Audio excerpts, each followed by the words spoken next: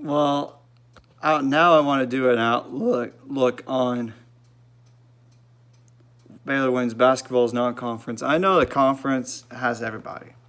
I do think they can repeat as Big 12 champions. Though I know they're going to miss Kalani Brown and Chloe Jackson due to graduation. And now, as of this week,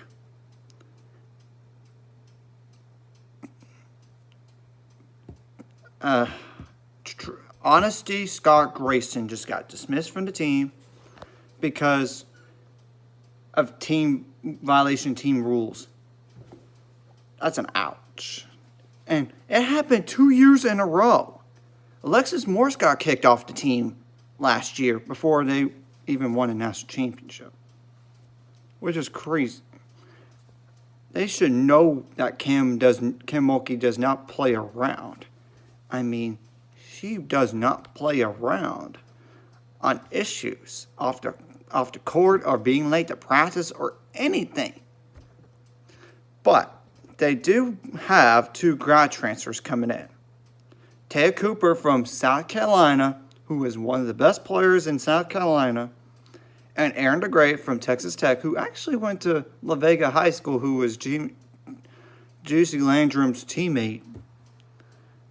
And they do bring in a really good guard in Jordan Oliver. That would be very interesting now to see the backups at point guard for the Lady Bears next year. I do think Juicy can play the point, and Taylor Cooper can, and Jordan Oliver can.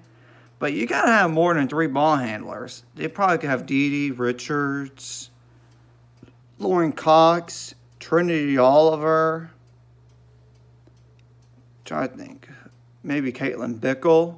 Maybe. I know she's technically a small forward or a post, but for 6 feet tall. But that's not a bad problem. Or even Moon Urson. So, yeah. Their non-conference, they do, their first game is August 25th.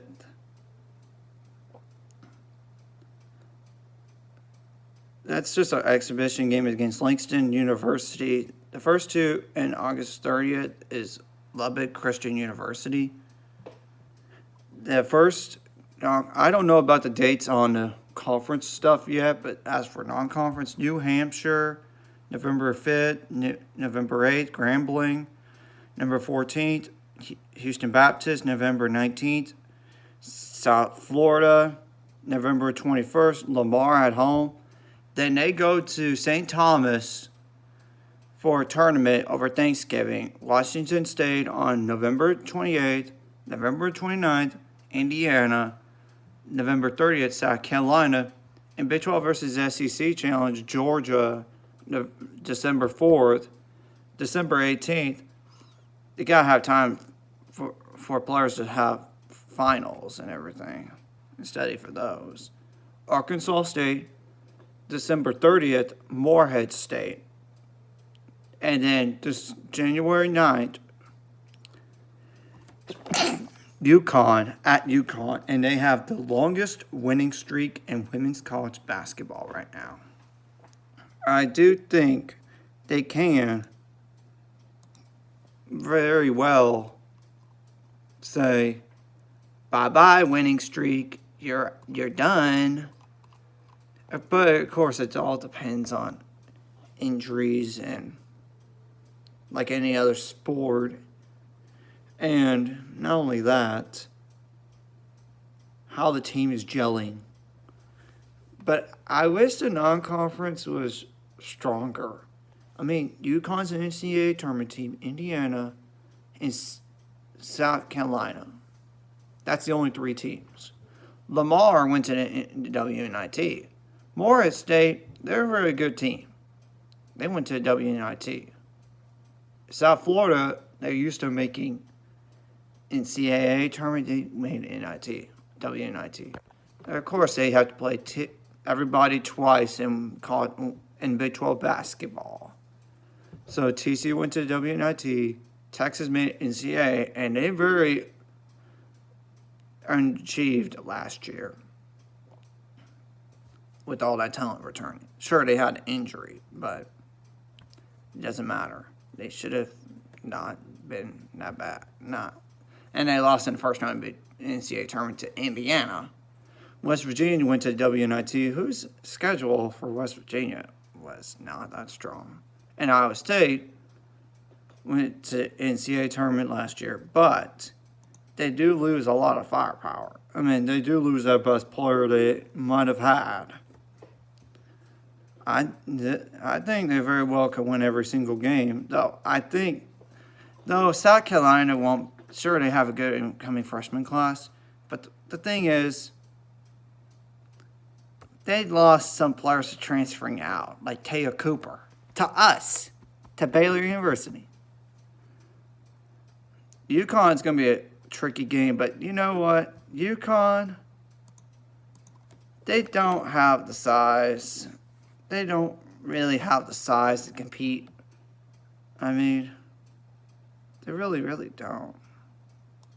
Looking at their roster, and believe it or not, I believe they have 1, 2, 3, 4, 5 seniors out of 11 players. 5 of them seniors, including a grad transfer.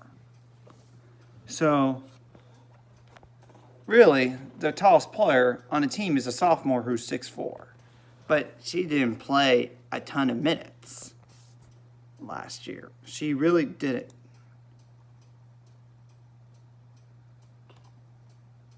I mean, 4.4 points per game, 3.8 rebounds. But she did have 54 blocks. I mean, that's pretty good for a freshman. So that would mean one thing. Their size could be impacted. And they did lose,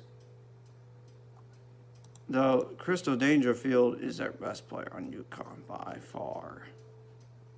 And she's a senior.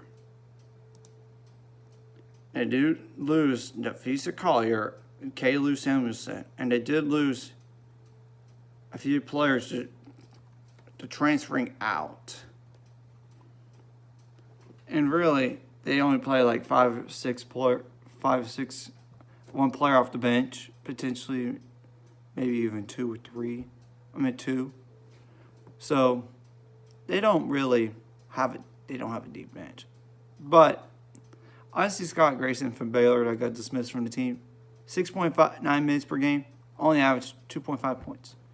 It doesn't matter, though, about the point production because she would have been probably a second-string point guard behind either Juicy or Taya Cooper or possibly both of those and be a third string.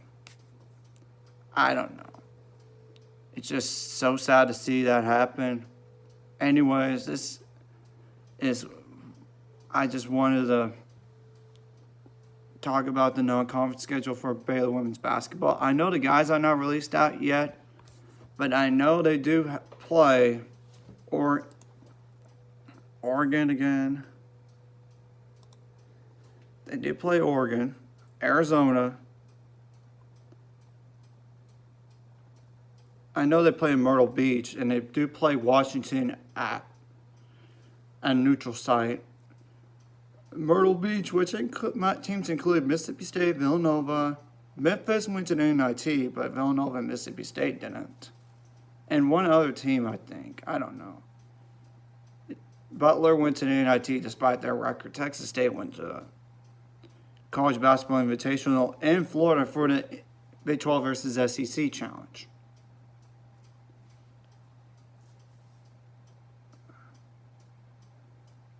Anyways, that is all. Sick and Bears.